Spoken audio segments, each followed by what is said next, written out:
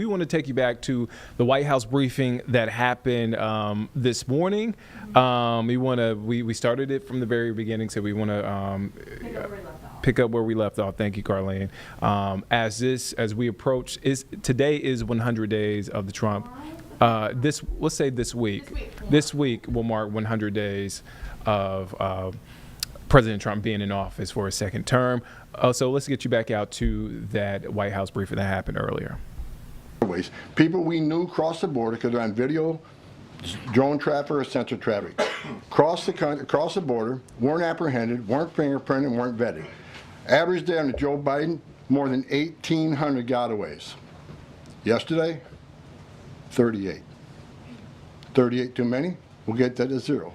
But we went from 1,800 to 38. And finally, that was said earlier, under the first 100 days, or it was actually January 20th to April 1st, last year, 184,000 illegal aliens were released into the United States. Under this administration, 9. 4 of them were material witnesses in a criminal investigation. We need them here to testify in a serious criminal trial. 4 was extreme medical condition. We couldn't return them because they were in such bad shape. And 1 was a humanitarian issue. This is unprecedented success. The border secure. President Trump saving lives. President Trump has proven no one does it better than President Trump. There is no equal, it's not even close. So God bless the men and women of the Border Patrol. God bless the men and women of ICE who strap a gun to their hip every day, put on a Kevlar vest to not only secure our border and protect our national security, but the ICE agents in the interior, they're removing public safety threats and national security threats every day. While you're all sleeping at 2, 3 o'clock in the morning, there are men and women out there enforcing the law, making this country safe again. And we're going to keep doing it. It's full speed ahead. So I'll leave it at that. Awesome.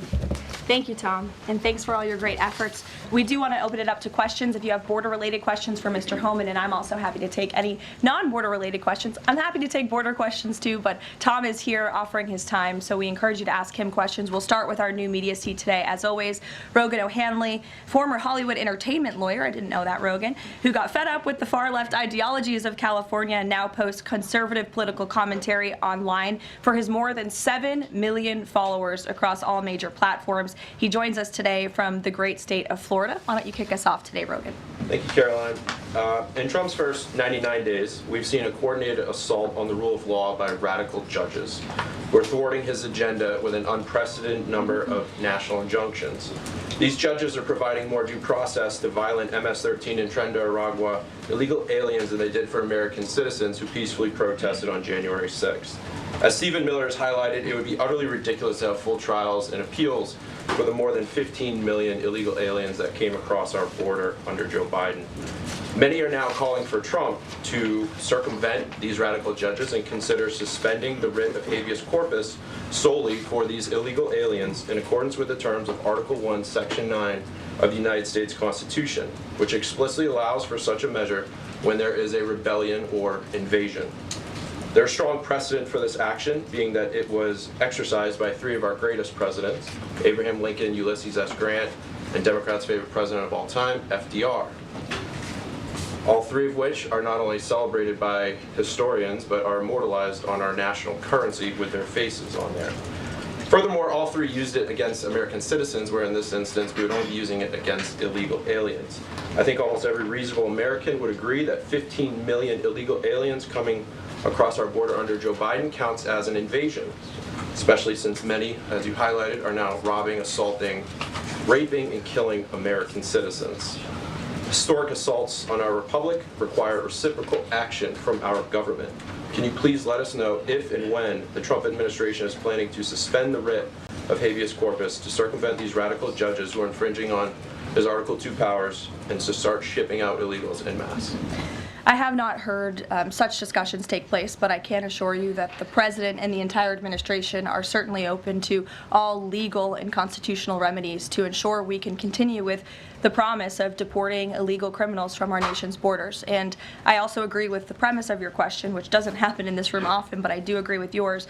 It is absurd that the previous administration was allowed to allow 15 million that we know about illegal illegal aliens into this country with very little pushback from our judicial branch. But this president is trying to simply enforce our nation's immigration laws and is facing roadblock after roadblock. So we're complying with court orders, but as Tom Homan has said every day, we're going to continue to forge ahead with this mass deportation campaign, and the president is open to all remedies to do that. Thanks for being here today, Rogan. If I can also answer your question, as far as the judges, look, we just arrested a judge, Pambani, for impeding ICE enforcement removals. I said from day one, you don't have to support ICE's operations. You can support sanctuary cities if that's what you desire to do. Sanctuary cities can stand aside and watch ICE keep their communities safe, because any public official, whether you're mayor, city councilman, or governor, their number one responsibility is protection of communities. And ICE has been clear, we're targeting public safety threats and national security threats. I can't believe there's any elected official, and especially a judge, that doesn't believe we should be doing that, and they should be helping us.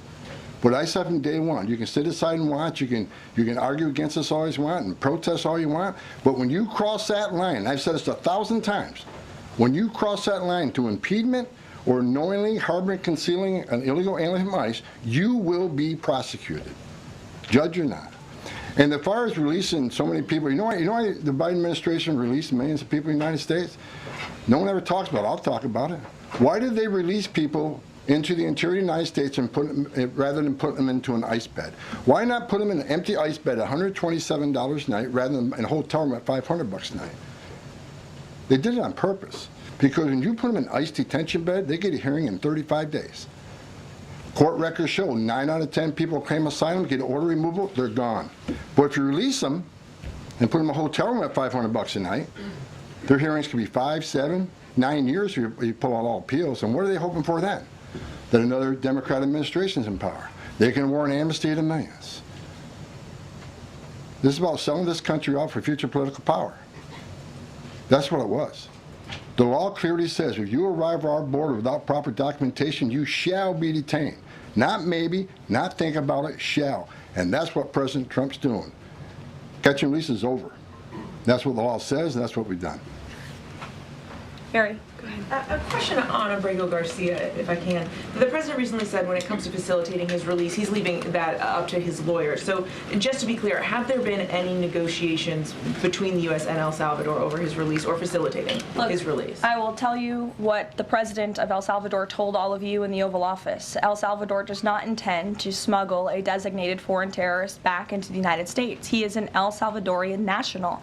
That is his home country. That is where he belongs. And the administration intends to comply with what President Bukele said of El Salvador. He does not intend to send that individual back. So that's a no. There's been no talks. What I have told you is that the president of El Salvador has made this quite clear. Kate. Caroline, can you tell us more about the meeting between President Trump and President Zelensky over the weekend? Did that meeting change anything? Did Trump leave that meeting thinking any differently about negotiations and next steps on this? Look, the president talked about this after the meeting himself yesterday when he took questions from reporters on Air Force One.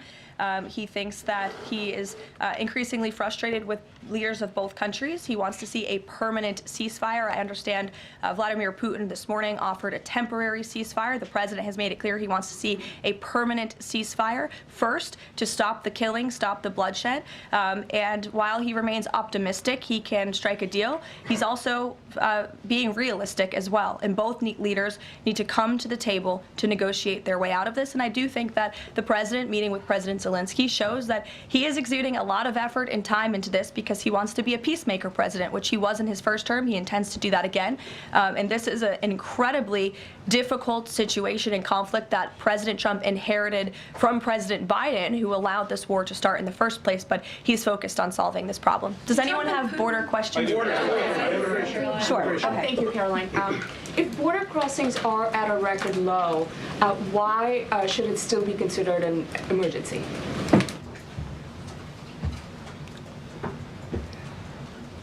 It's because of what has happened on the last administration. We got to ensure that not 1 ounce of fentanyl comes across the border to kill Americans. The president has declared the cartels in Mexico a terrorist organization along with MS-13 TDA. They've killed more Americans than every terrorist organization in the world combined. Is it an emergency till we shut it down? Is it an emergency so the cartels are wiped off the face of this earth?